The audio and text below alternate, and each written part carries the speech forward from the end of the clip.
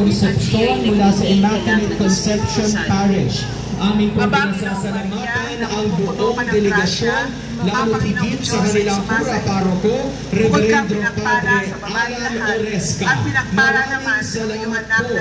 Viva la Virgen Immaculada Concepcion! Panalangin po kaming makasalanan, ngayon at kung kami mamamatay. Amen. Narito ang nasasaksihan ng pagpasok ng imahe ng karosa ni San Arnold Jansen. Aming pong pinasasalamatan ang buong delegasyon, lalo higit sa kanilang tagapangasiwa, Reverendo Padre Emmanuel Miguito, SVP. Viva San Arnold Jansen! Santa Maria, Ina ng Diyos, ipanalangin po kaming makasalanan, ngayon at kung kami mamamatay. Amen.